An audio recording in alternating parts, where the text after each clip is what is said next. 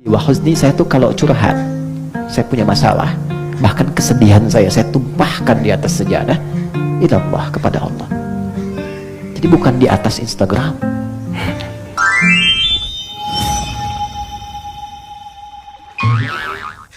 Assalamualaikum warahmatullahi wabarakatuh.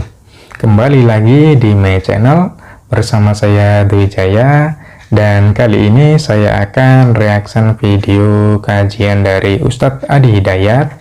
Dan tema kali ini adalah tentang sholat. Yuk langsung saja kita simak kajian berikut ini.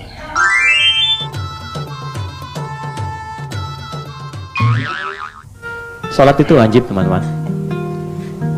Kenapa diwajibkan? Kenapa harus dipaksa? Dan kenapa ketika seorang meninggalkan sholat jadi dosa? Karena di dalamnya bukan ada beban, tapi ada kasih sayang Allah yang memaksa kita karena Allah sayang pada kita untuk mendapatkan keistimewaan itu. Satu, ada ketenangan.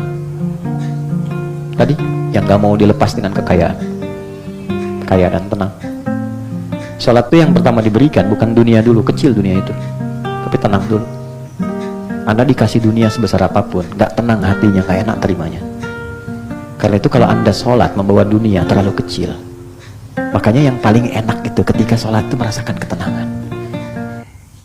Ya, betul sekali apa yang dikatakan oleh Ustadz Adi Hidayat, bahwa sholat itu dapat membawa ketenangan di dalam jiwa. Sholat yang khusyuk itu ibaratnya seperti meditasi, relaksasi yang dapat meredakan kegelisahan dan juga kecemasan di dalam hati kita, di dalam pikiran kita. Lanjut. Teman-teman nggak percaya silakan ya. Karena itu ada ajaran di Quran tuh gini, kalau sedang ada masalah, ambil wudhu, hadap kiblat, sholat aja. Walaupun solusi belum datang, tapi ketenangan tuh hadir. Lebih enak rasanya. Sujudnya nikmat gitu.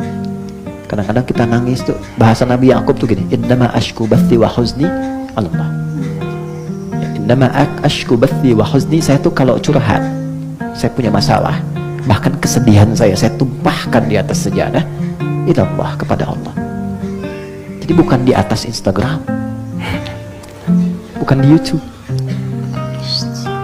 Siapa yang suka tolong aminkan ya.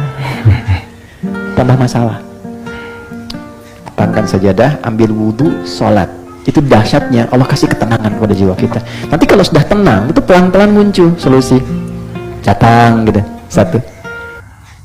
Ya, itu sama seperti yang dikatakan oleh orang tua kita, para guru-guru kita, ketika kita punya banyak masalah, hati kita gelisah, gundah gulana. Lah, orang tua kita itu akan mengatakan, wudhu dulu sana, kamu sholat biar hatimu tenang. Ya, itu betul, itu benar. Nah, biasanya ketika kita punya banyak masalah, masalah kita seperti sangat berat sekali gitu, kita itu baru ingat kepada Allah Subhanahu wa Ta'ala. Biasanya gitu. Nah, di situ, di tempat sujud kita tumpahkan semua masalah kita, kesedihan kita adukan kepada Allah Subhanahu wa Ta'ala. Nah, setelah itu pastinya hati kita itu akan tenang, pikiran kita tenang. Nah, akan terasa plong gitu. Setelah ketenangan itu ada, hati dan pikiran kita itu kan akan kembali jernih. Dan di situ kita akan dapat solusi dari Allah Subhanahu wa Ta'ala, dapat pertolongan dari Allah Subhanahu wa Ta'ala karena dari ketenangan hati dan juga kejernihan pikiran kita tadi. Next. Oke? Nah, ini satu. Dan ketenangan itu mahal ini. Yang kedua, kalau sudah tenang, perilaku kita berubah. Demi Allah saya katakan, pasti berubah. Ya, teman-teman, suaminya kalau sedang nggak tenang, perilakunya nggak normal, ya kan? Seperti istri pun kalau sedang nggak tenang nggak normal, permintaannya macam-macam, ya kan? Anak juga begitu. Tapi kalau tenang, tindakannya pasti akan berbeda. Jadi syahwatnya bisa ditekan, keinginan pikirannya pun bisa terarah. Segala sesuatu yang bersumber dari syahwat yang buruk disebut fakhsya, sesuatu yang bersumber dari pikiran yang tidak normal disebut dengan mungkar. Maka sholat bisa mencegah seseorang dari perbuatan keji dan mungkar. Ya, betul sekali bahwa sholat itu dapat mencegah dari perbuatan keji dan mungkar. Nah, ketika sholat kita itu benar dan khusyuk, itu biasanya ketika kita akan melakukan perbuatan buruk, perbuatan maksiat, kita itu akan merasa malu kalau kita dilihat oleh Allah SWT. Kita merasa malu ketika dilihat oleh Allah SWT pada saat kita melakukan maksiat. Seperti ini ada kisah dari sahabat Nabi, ada seorang pencuri, dia mau melaksanakan sholat, tapi jangan dilarang untuk mencuri. Dan Nabi Muhammad pun membolehkannya.